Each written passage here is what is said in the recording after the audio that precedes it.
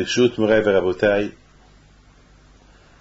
avec la permission d'Hachem,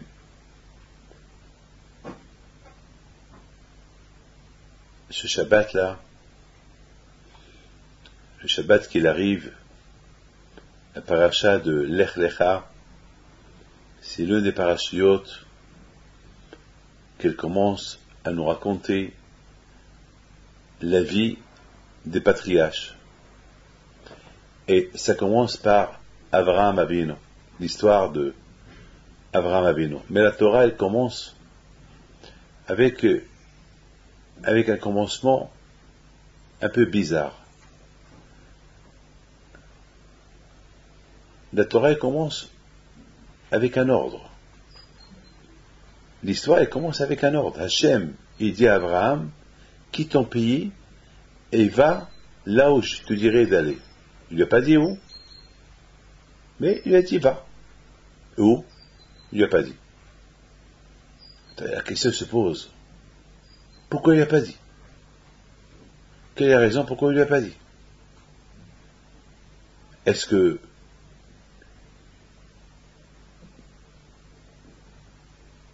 est-ce qu'il y avait vraiment une raison? Si Hachem veut le tester, il peut le tester sur autre chose. Est-ce que le test de quitter ta maison, ta ville, ton pays, est-ce que vraiment c'est un test valable? Vous savez, je suis né au Maroc, et j'ai habité, je ne sais pas, j'ai habité en Angleterre, j'ai habité en Israël, j'ai habité au Maroc, j'ai habité enfin, je dirais, j'habite partout. J'habite en France, et j'ai jamais senti que c'est une épreuve de quitter la ville. J'ai habité à Lyon, de Lyon j'ai habité après je suis venu m'installer à Paris, de Paris je suis parti en Israël, je suis retourné en France, je voulais habiter au Canada, j'ai voulu habiter aux États-Unis. Enfin, c'est le juif errant. Le juif jamais, il est stable. Le juif jamais il est stable. Aujourd'hui, ça devient à la mode aujourd'hui. Le monde entier il est instable. Les Européens, ceux qui sont nés en Italie, ils veulent venir en France. Les Français, ils vont en Italie. Et le monde aujourd'hui devient instable. Vous savez, il suffit que quelqu'un il va visiter je sais pas moi, le Mexique, il va tomber amoureux du Mexique, il risque d'habiter au Mexique. C'est ça. Donc, je ne vois pas où est le test.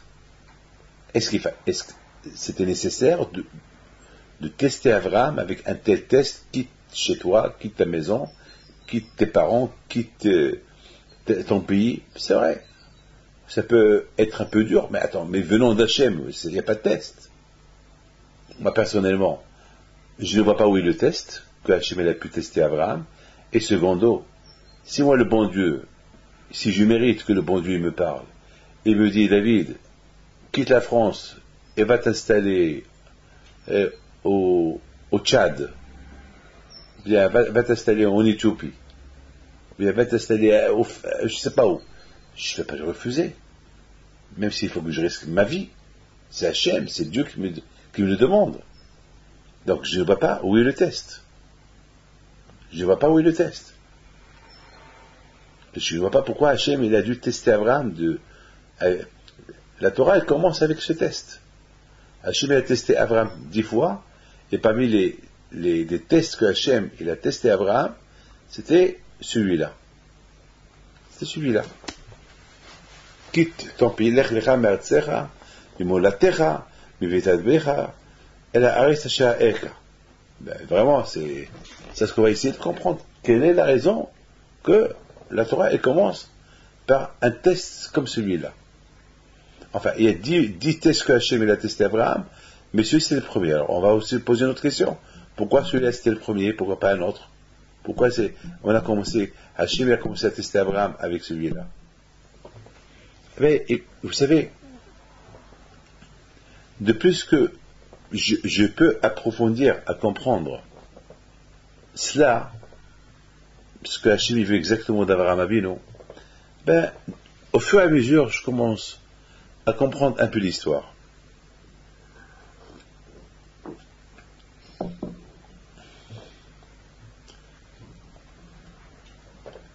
Mes amis,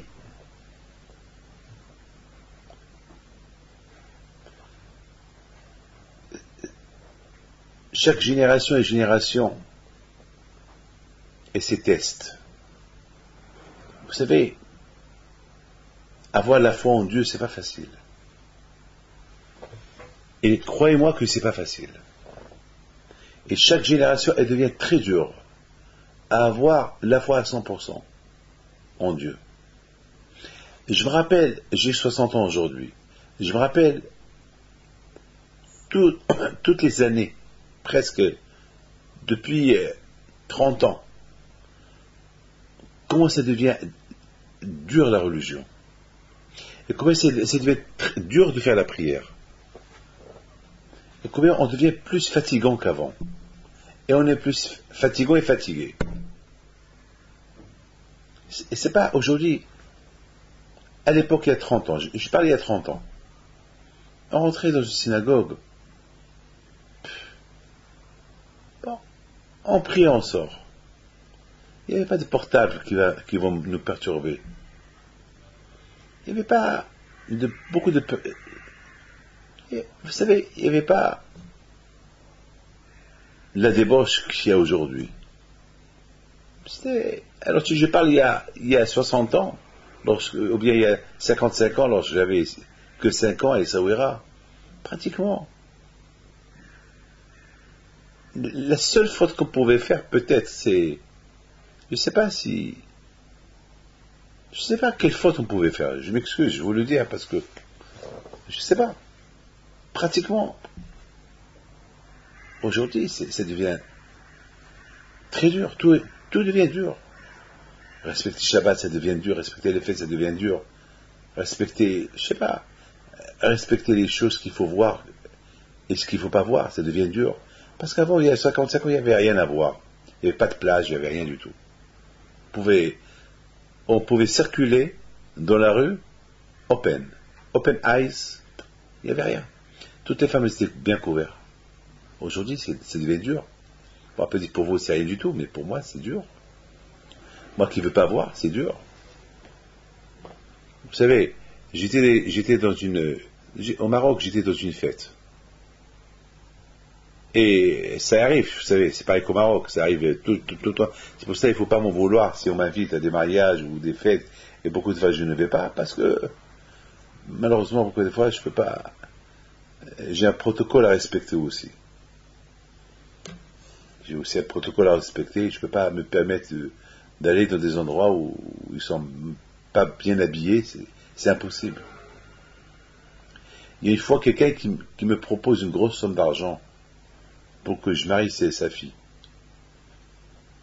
Et je sais que c'est des gens qui ne sont pas du tout religieux, je sais que la synagogue, ça va être la moitié de la synagogue, toutes les femmes vont être, et surtout, c'était même pas la synagogue qui sont mariées, c'était dans un endroit que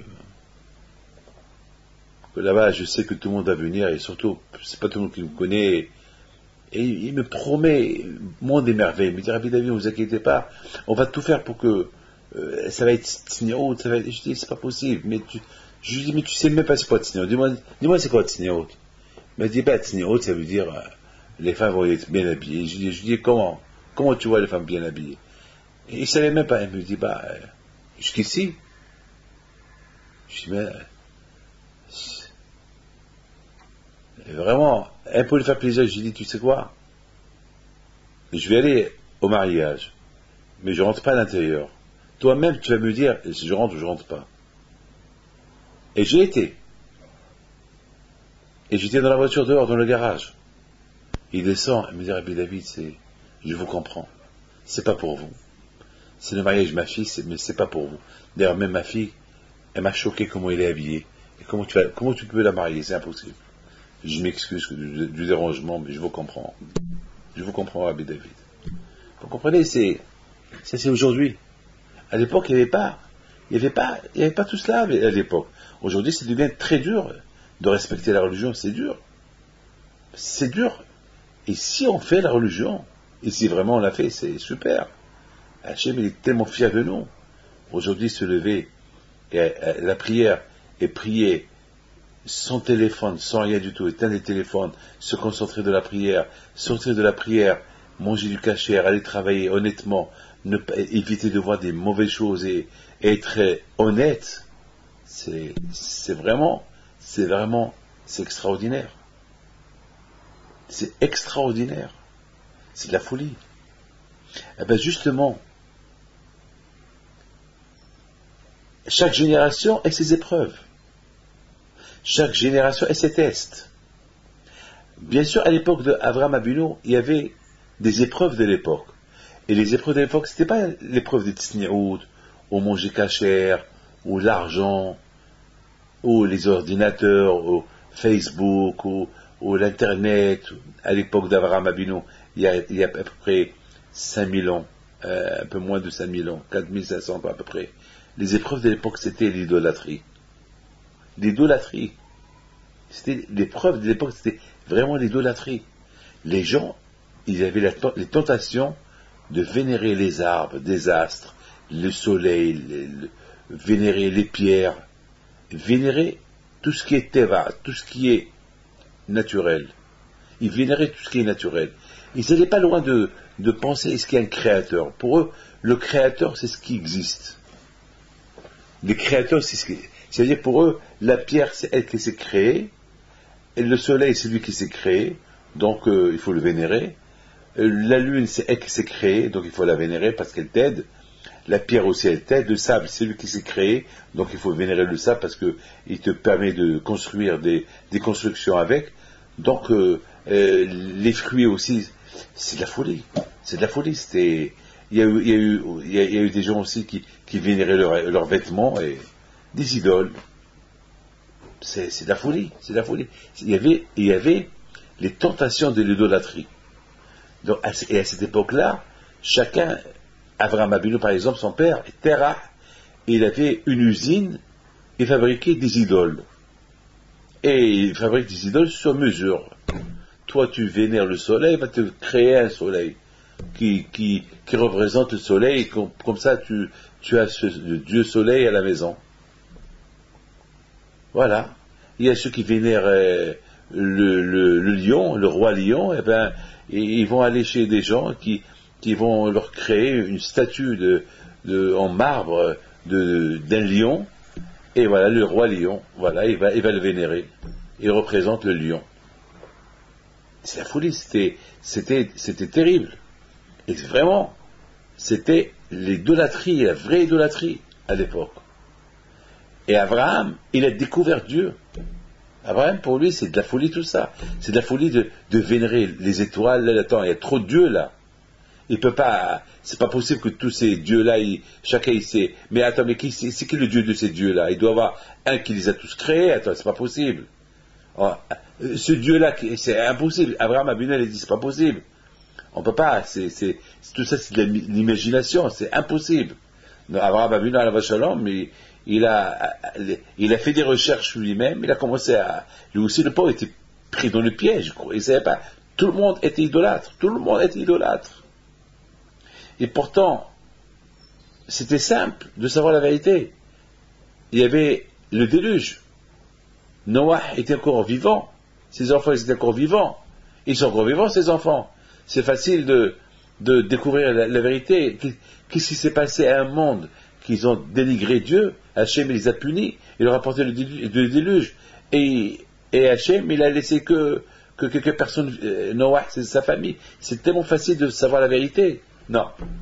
Ils ne veulent pas savoir la vérité.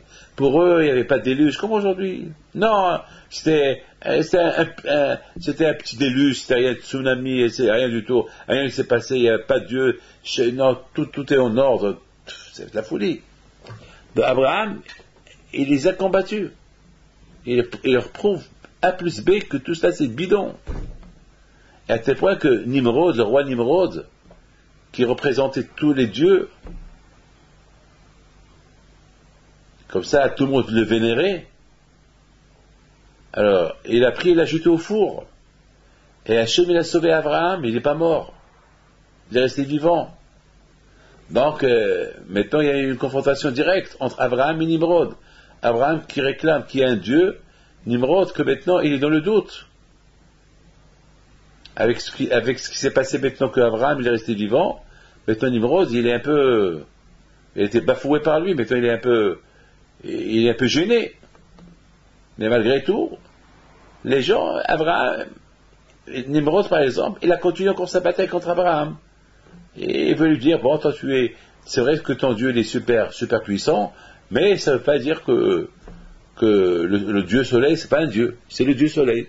Malheureusement, comme aujourd'hui, nous les Juifs, on a beau dire aux gens qui sont athées, qui ne sont pas croyants, on a beau leur prouver la vérité qui est Hachem, mais c'est pas sûr qu'ils vont nous croire. Ils peuvent dire ouais, tes preuves, c'est pas des preuves. Et même que je vais leur demander, mais prouvez-moi le contraire, ils vont pas me prouver le contraire, ils vont me dire bon, on ne sait pas, mais ils me disent bon, voilà. Mais il n'y a aucune raison. Donc, vous voyez, on vit dans un monde terrible, un monde fou. Donc, chaque génération, chaque génération a ses épreuves, chaque génération a ses tests. Donc, il se peut qu'aussi aujourd'hui, il y a, je sais pas, aujourd'hui s'il y avait Abraham aujourd'hui avec nous, eh ben, il nous aurait guidés comment combattre les épreuves d'aujourd'hui. Mais à l'époque, Abraham Abinu alayhi salam, c'était ça, c'est les épreuves de Emouna, les épreuves de la foi.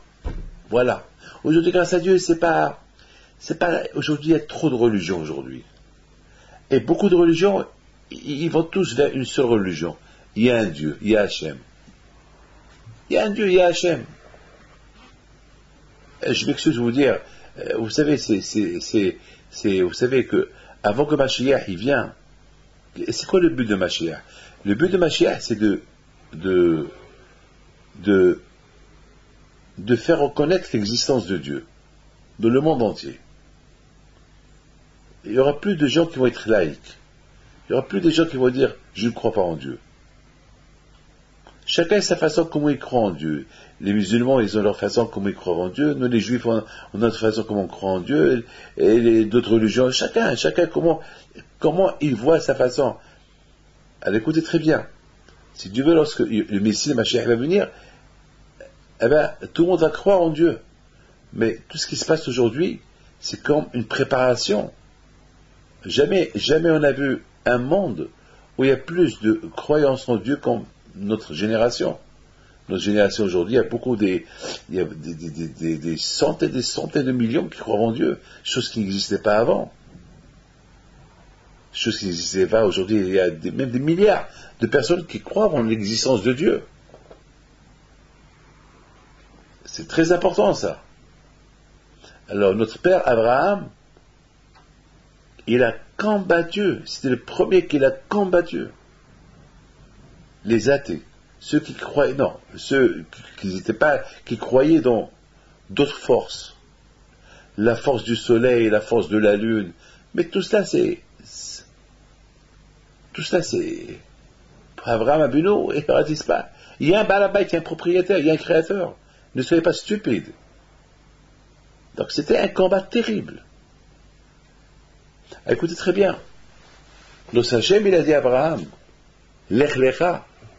Hachem, il a voulu tester sa émouna en lui. Bien sûr, la émouna en Dieu, il croyait en Dieu. Mais Abraham, Hachem, jusqu'à maintenant, Abraham, il menait sa vie tranquille, à Haran, dans la ville de Haran. C'est tranquille. Il savait qu'il avait un combat avec Nimrod, ceux qui croyaient dans d'autres forces. Et lui, il a introduit une autre idée dans le monde. C'est quoi l'idée d'Abraham? Il y a un Dieu. Un ordre melvado. Il n'y a que lui. Il n'y a pas de Dieu, il n'y a que lui. Il n'y a pas de Dieu. Donc, mais bien sûr, ceux qui voulaient combattre Abraham, eh ben, Abraham, il avait les forces pour le prouver qu'il avait raison. Donc, beaucoup de gens, ils ont commencé à le suivre, à croire en lui. Ils ont commencé, lorsque je dis à croire en lui, c'est-à-dire on croit en Dieu. Parce qu'il a prouvé qu'il y a Hachem, que tout ça c'est bidon, que toute cette foi que Nimrod il a introduit, c'est pas ça. Ben maintenant, il s'est bien installé. Ben, c'était Abraham, c'était un homme tranquille. Et voilà, maintenant Dieu lui dit, il faut que tu quittes. Alors Abraham dit, pourquoi tu veux que je quitte? Non, il faut que tu quittes là où tu es, tu iras là où je vais te montrer. Et pourquoi tu veux pas que je reste là? Mais là je fais du beau travail là. Et peut-être de là je peux rendre le monde entier croyant, qui va croire en toi d'ici. Ici ça va être mon quartier général, à Haran. Pourquoi tu veux que je vais? Et surtout, Abraham, il avait son père qui était vieux.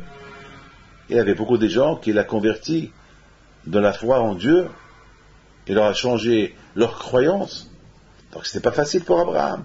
Et là, Hachem, il teste la émouna d'Abraham. Il teste le corps d'Abraham. C'est-à-dire, c'est pour ça que la Torah, elle commence par le pasuk Lech Lecha. Vas-y pour ton bien, pour ton bien-être. Et c'est pour ton bien. Bien sûr, pour Abraham, Avinu Shalom, il est prêt à faire ce qu'il veut, Hachem, de lui. Il est prêt. Bien sûr. Mais le test, l'épreuve qu'Abraham il avait dans ce voyage-là de quitter, c'est que Abraham, Avinu Shalom, il a vu sa réussite dans la ville de Haran. Il a vu sa réussite. Hakadosh Baruch Hu dit à Abraham, ici, tu as découvert ce que tu as découvert. Mais ça ne veut pas dire que d'ici, tu peux être pour moi un bon ambassadeur. Pour moi, il faut que tu voyages, il faut que tu tournes les villes, il faut que tu voyages. Lecha, il faut que tu fais des voyages. On a vu, mes amis, que Shmuel Hanavi, toute la réussite de Shmuel Hanavi, le prophète Samuel, c'est que Shmuel, il voyageait. C'est à l'époque de Shmuel Hanavi, tout le monde a retrouvé la foi en Dieu à son époque, en Israël, c'est parce qu'il voyageait, il allait de ville en ville. Parce que beaucoup des fois, il y a des juifs, il y a des gens qui ne veulent pas venir chez le rabbin. Alors lui, il allait chez eux. Je m'excuse, moi je ne suis pas Shmuel Hanavi, mais c'est ce que je fais moi aussi. Vous savez, moi aussi, j'aurais pu rester à Paris et ne pas bouger de Paris. Mais si je fais un calcul, le travail que j'ai fait en voyageant, eh ben, c'est 100 fois plus que si je serais resté qu'à Paris. Parce que le fait que je voyage, c'est des centaines et des centaines de communautés qui ont été construites, des centaines et des centaines de rabbins qu'on a formés, des centaines et des centaines d'écoles, de mikvaot qui ont été construits. Et si je ne voyageais pas, vous savez, c'est pas donné à chacun pour voyager. Bon, quand je m'a donné cette force de voyager, donc je ne peux pas ne pas voyager. Je sais ce que je peux faire si je voyage. Et je sais ce que je vais échouer si je ne voyage pas. Donc on voit que la réussite de Shmuel Hanavi, c'est parce qu'il voyageait. On voit que lorsque Shmuel il est mort, et c'est ses enfants qui ont pris la place, eh ben, la Torah elle dit, elle était un peu critiquée. La Torah elle a critiqué les enfants du prophète Samuel. Pourquoi la Torah les a critiqués? Parce que la Torah elle dit que bon, ils n'ont pas suivi le chemin de Dieu, ils n'ont pas suivi le chemin de leur père. Et la Torah nos sages ils posent une question. Quand on peut imaginer que les enfants de Shmuel, qu'ils étaient des grands tzadikim, on va les critiquer, que la Torah les critique, qu'ils n'étaient pas bien. Et la Torah, et nos sages, ils donnent une réponse extraordinaire. Nos sages, ils disent bien sûr que les enfants de Shmuel étaient des grands tzadikim. Ah, pourquoi la Torah les critique? La Torah les critique parce que ils n'ont pas suivi le chemin de leur père. Parce que leur père, il voyageait. Il apportait la Torah d'une ville à l'autre. Il apportait la croyance en Dieu en voyageant. Il ouvrait ici une yeshiva, il va ouvrir une école ici, il va faire un cours de Torah là. Et eux, qu'est-ce qu'ils ont fait? Eux, ils ont ouvert un bureau, et voilà. Celui qui veut une beracha, une bénédiction, eh bien, qui vient chez nous.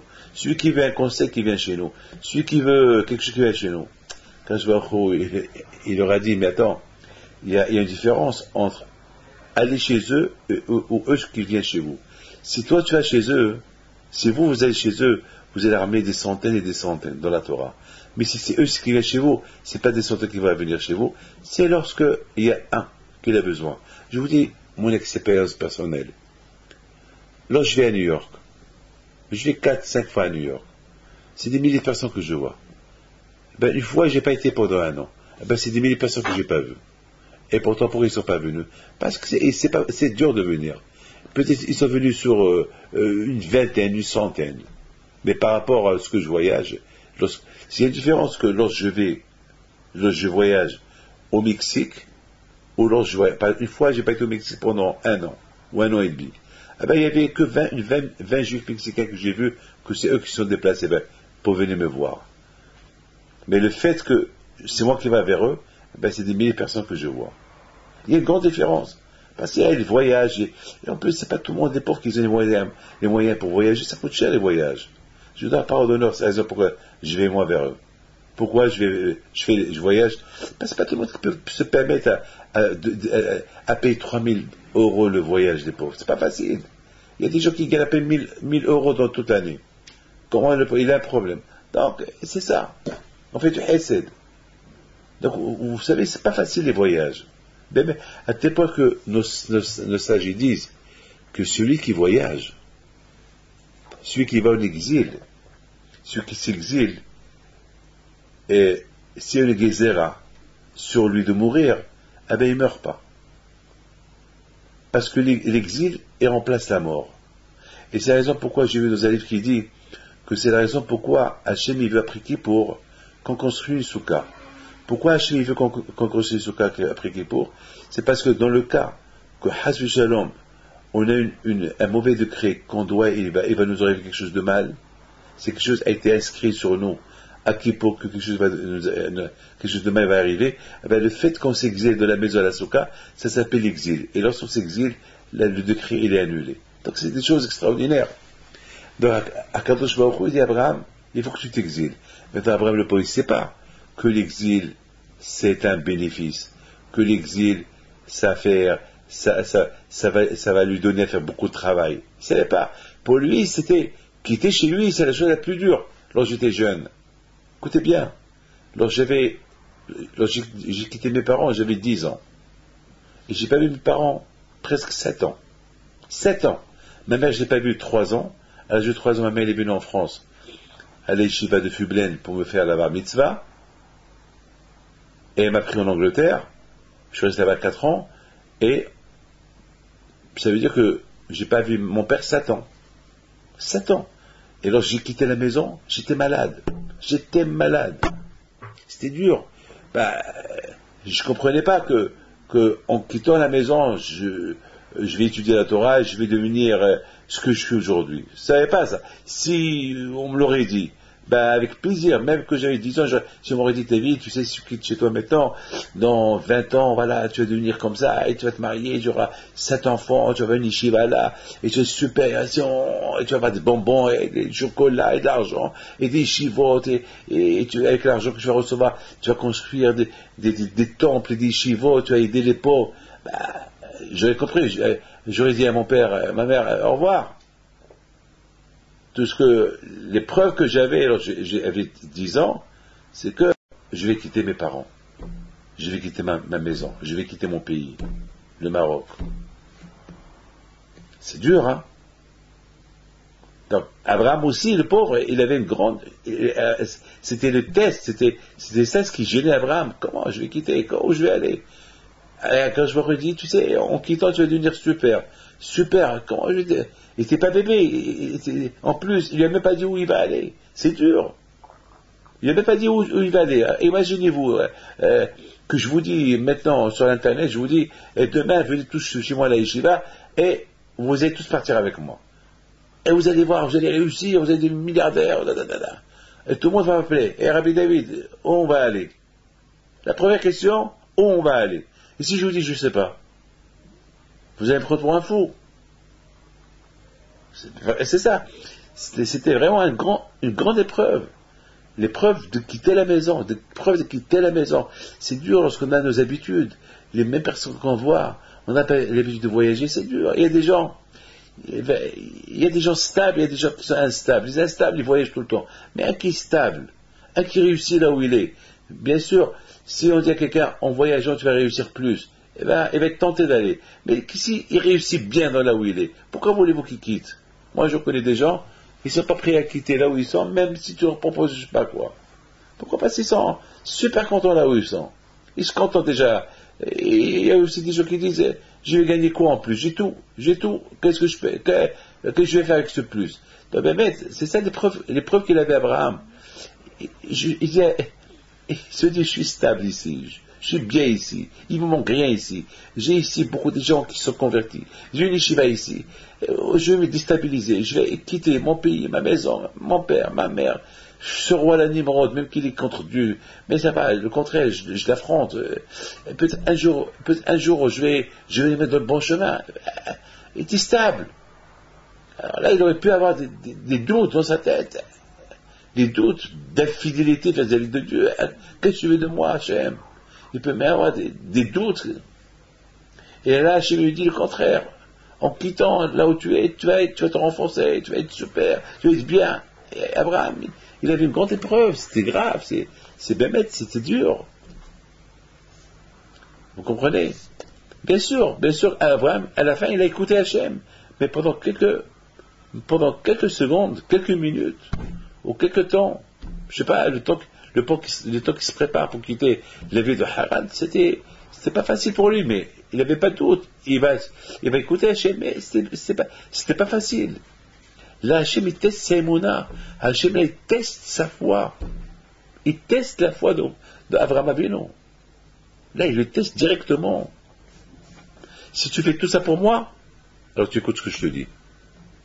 Il y a beaucoup de gens qui disent, ils sont religieux. Super. Ben, s'ils sont religieux, eh ben, il faut qu'ils respectent tout. C'est pas qu'il dit, je suis religieux et je suis croyant, je suis religieux, il fait ce qu'il veut. Ah, là, c'est pas normal. C'est ce qu'on entend aujourd'hui. Il y a beaucoup de gens qui disent, je suis religieux, je suis croyant, je suis fidèle, mais, j'ai rencontré quelqu'un hier.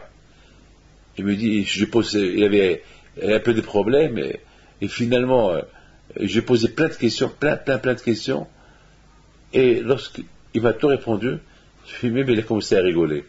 Il m'a dit, Rabbi David, merci, je me suis découvert. J'ai dit quoi? Il m'a dit, je me suis découvert. Il s'agit, lui, s'est découvert. J'ai dit quoi? Pourquoi je dis ça? Il m'a dit, parce que je croyais avant que j'étais religieux, je croyais que j'étais croyant, je croyais que j'étais un des meilleurs juifs du monde qui est attaché à Dieu. Et là, je découvre vraiment que je suis le contraire, je ne fous rien du tout. Et vraiment, merci Rabbi David. Là, il faut que je tourne la page de mon passé pour commencer à être un bon juif. Parce que vraiment, je me suis trompé de A à Z. Voilà. Alors peut-être beaucoup de fois on peut se tromper. Là, Hachem, écoutez, voilà, c'est ça la réponse à toutes mes questions. Écoutez bien ma réponse. Là, Hachem, il veut vraiment déraciner, si Abraham, il a un doute, même un tout petit doute, avec cette épreuve-là, que Hachem, il est en train de le prouver, il va la déraciner. Là, Hachem, il va mettre Abraham en épreuve pour qu'il découvre que vraiment, il est un vrai croyant. Parce que beaucoup de fois, on risque de se tromper qu'on n'est pas des vrais croyants. On peut croire qu'on est croyant, et lorsqu'il nous arrive un pépin, on met notre foi en doute. Là, Hachem, il a voulu, il a donné à Abraham, il a fait à Abraham une épreuve de quitter sa stabilité pour, à partir de là, il va se poser beaucoup de questions, mais à la fin, il va finalement découvrir que vraiment, il croit en Dieu. Parce que si vraiment il avait un doute, il aurait pu dire à Hachem, mais pourquoi tu me fais ça? Alors il a rien dit à Hachem. Il a écouté l'ordre d'Hachem, il a eu un peu, c'est une épreuve pour lui, mais il a exécuté, sans se poser des questions.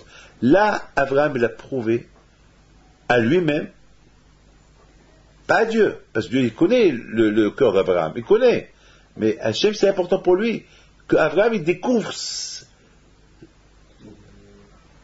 sa personnalité, sa foi qu'il a vraiment en Dieu. Même que c'est Abraham, c'est lui qui a découvert Dieu, ça ne veut rien dire. On peut découvrir Dieu, on peut...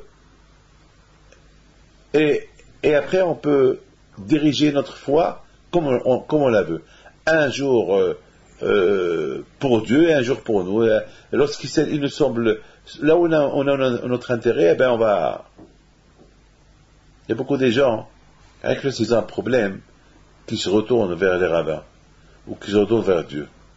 Et lorsque tout va bien, ni synagogue, ni Allah, ni le bon Dieu, ou alors, rien du tout. Et lorsqu'ils ont un problème, c'est là qu'ils tapent à la porte. Ils tapent à la porte. C'est ça là. Mes amis, je voudrais vous raconter une histoire que j'ai déjà racontée. Une super histoire. Et c'est passé au Maroc. Je l'ai racontée à la conférence que j'ai fait à Sarcelles au Shahanaraba. Mais une histoire super. Hein. C'est un des organisateurs de la Iloula de Rabbi Haïm Pinto et Sawira, qui s'appelle Daniel Al-Fayat, qui nous l'a raconté lorsqu'on était à Osha'anaraba, lorsqu'on était à Hola Mouaïd pendant la fête, mi-fête de Sukkot. J'étais au Maroc, il me l'a raconté, il m'a raconté que lorsque on devait louer une grande tente pour héberger les pèlerins, pour manger à Essaouira, une tente qui contient quelques milliers de personnes. Donc, c'était le truc qui fait un peu chaud à Essaouira le mois de septembre. Et puis voilà, on devait louer des moteurs pour climatiser un peu la tente et pour manger dans la fraîcheur. Et puis il a contacté des maisons, et puis il tombe sur un Français qu'il a, je pense, sa boîte, je crois, vers Tanger. Il le contacte, il dit voilà. Bon, il saute arrangé, il lui a dit, bon, vous savez quoi, j'accepte à vous fournir tout le matériel nécessaire, ça coûte tant. Il lui dit, bon, vous savez, je vous rencontre à Casablanca la semaine prochaine. Alors Daniel Al-Fayat lui dit, je m'excuse, la semaine prochaine, je ne peux pas être à Casablanca, passer la période du Ramadan, et je dois, et les bureaux ils sont fermés, etc. Ça vous dérange pas? Est-ce qu'on peut se rencontrer, tel et tel endroit, tel et tel jour? Il dit, vous savez quoi? Alors le Français lui dit, vous savez quoi? Je vous fais confiance, parce que j'ai beaucoup travaillé avec des Juifs, je vous fais confiance, après votre cérémonie, après l'événement de l'Aïloula des Sawira, eh ben, on se rencontre à Casablanca et vous me payez. Super. Bon, l'Aïloula se passe le 2 septembre, et grâce à Dieu, tout était bien. C'était bien passé, grâce à Dieu. La sécurité, pas le gouvernement marocain, s'était assuré. Le gouverneur des Sawira, il nous a rendu visite deux fois ou trois fois. Et grâce à Dieu, c'était super bien passé. Dans le calme, vraiment, j'ai rien à dire. On n'a rien à dire. On ne peut que donner des éloges aux autorités marocaines pour tout ce qu'ils ont fait pour la façon comment ils nous ont facilité la tâche. Là, il y avait quelques milliers de personnes, vraiment, on n'a rien à dire. Donc, Daniel Al-Fayat rencontre le monsieur, c'est un Français, hein. Il le rencontre, et puis le Français lui dit, expliquez-moi c'est quoi l'Aïloula, qu'est-ce que vous avez fait? Et puis, il lui montre la photo de Rabbi Haïm Pinto, la photo de mon grand-père. Il lui montre. Bon, dès que le Français il voit la photo de Rabbi Haïm Pinto, il change de visage. Il commence à pleurer. Il y avait des larmes. Parce que Daniel Al-Fayat lui racontait des miracles de Rabbi Haïm Pinto, et il montrait des photos, l'Aïloula, sur les photos de vidéo qu'il avait sur son téléphone. Ah maintenant, Daniel Al-Fayat, il ne sait pas avec qui il a affaire. Et c'est un juif, ou il n'est pas juif. En le voyant un blanc, il s'est dit dans sa tête, il n'est pas juif, mais en le voyant pleurant, il pleure comme un juif. Alors il ne sait pas, il lui dit, vous êtes quoi? Vous êtes juif? Vous n'êtes pas juif? Il dit, non, moi je ne suis pas juif, mais, il lui dit, je vais raconter une histoire. Vous allez prendre pour un faux, mais je vous raconte une histoire. Vraiment, l'histoire que vous allez écouter, je ne sais pas comment vous allez prendre. Peut-être que vous allez prendre pour un fou. Eh ben, je suis fou. Si vous me croyez, je suis fou. Et si vous ne me croyez pas, vous êtes fou. Parce que c'est ça la vie juive. On doit croire, même aux choses qu'on ne voit pas. Vous avez écouté l'histoire. Et ce n'est pas un juif qui nous l'a raconté, c'est un Français. Un Français qui est européen, qui habite au Maroc. Et j'ai demandé à Daniel Lafayette qui lui filme en vidéo lorsqu'il la raconte. Parce que ce monsieur-là, j'ai envie de voir sa manière, j'ai envie de vivre ce qu'il a vécu. On raconte cette histoire. Allez écouter bien l'histoire. Il raconte, il dit qu'une fois, il avait un problème. Et puis il y a un de ses ouvriers qui est musulman qui lui dit, vous savez, je ne sais pas si vous êtes juif ou pas, il y a un saint à Ouazzane qui s'appelle Rabbi Amr Ben Diwan. Là-bas, il y a des gens qui vont le pèleriner, ils allument des bougies là-bas à Ouazzane, va. Le Français, il est athée, il ne croit pas, c'est pas monsieur qui croit. Bon, il s'est dit que je perds.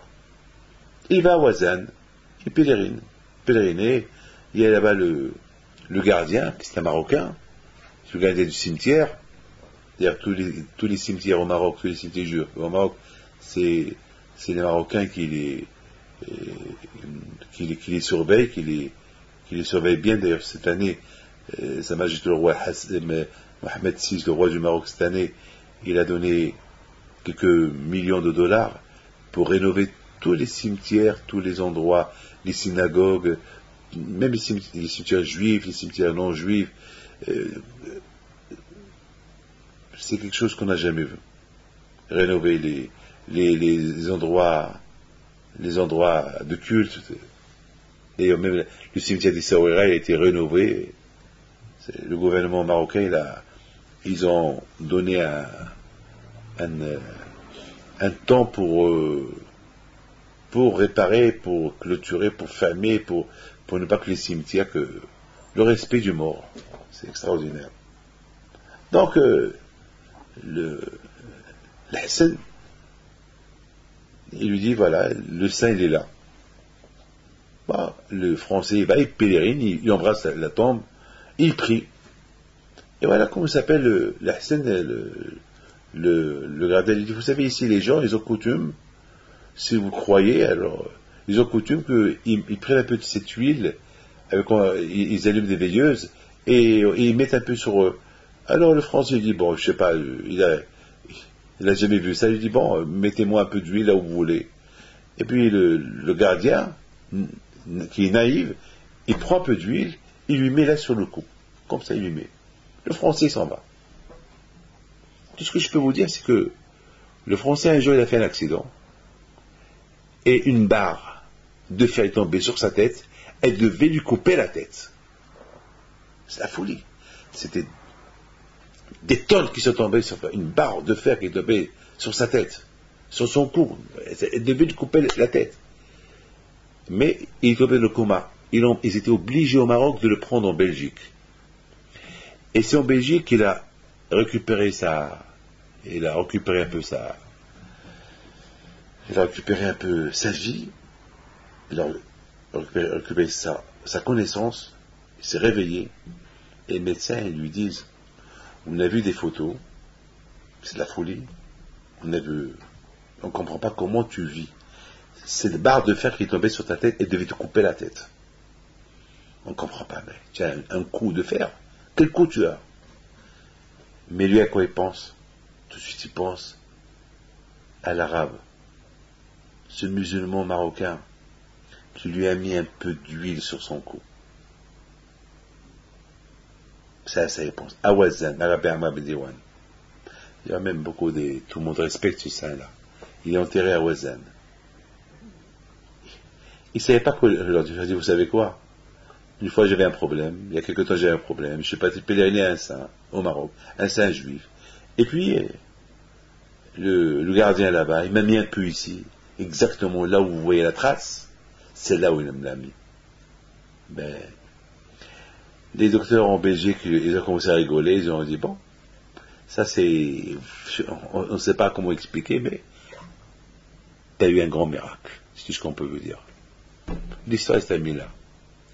Ce Français-là, il continue à parler à Daniel, Daniel Lafayette. Il dit, mon histoire n'est pas terminée. Je rentre au Maroc. Et un jour, je devais partir à Kénitra pour voir mon frère.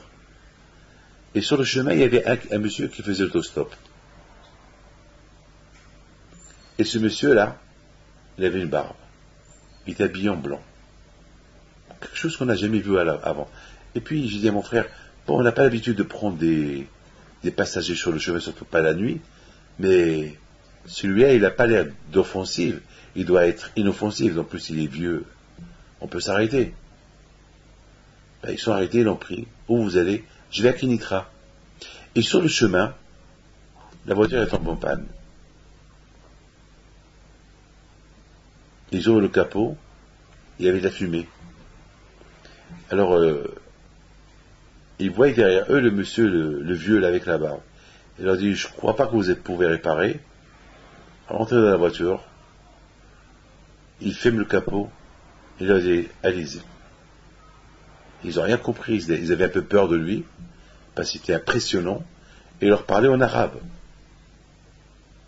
L'arabe marocaine. Bon, ils sont partis. Ils se retournent pour voir qui était. Ils n'ont rien vu. Ils ne savaient pas ils savaient pas comment s'expliquer. Les deux frères, ils se regardaient les deux. Ils n'avaient pas de mots à se dire. Qui c'est ce monsieur? Il voulait partir à Kénitra. Il s'arrête au milieu de la route. Il ferme le capot de la voiture. Il leur dit, allez-vous-en. Elle va démarrer la voiture. La voiture, elle démarre. Qui c'est ce monsieur? Un mystère total. Il y a quelques mois, le Français continue à raconter. Il était invité à Casablanca par une famille juive pour leur placer la climatisation. Des machines dans une tente, une grande tente, parce qu'il y avait une fête où il y avait 2, 3, 4 000 personnes, donc une grande fête. Donc il est venu chez eux et il était au bureau pour rencontrer le monsieur en question. Et sur la table, il y avait des livres. Et parmi les livres, il y avait un livre qui s'appelle les rabbins, les tzadikim du Maroc, en hébreu. Un livre avec des photos, les rabbins du Maroc. Il prend le livre, il commence à feuilleter, et il s'arrête sur une photo. Il regarde la photo. Il regarde.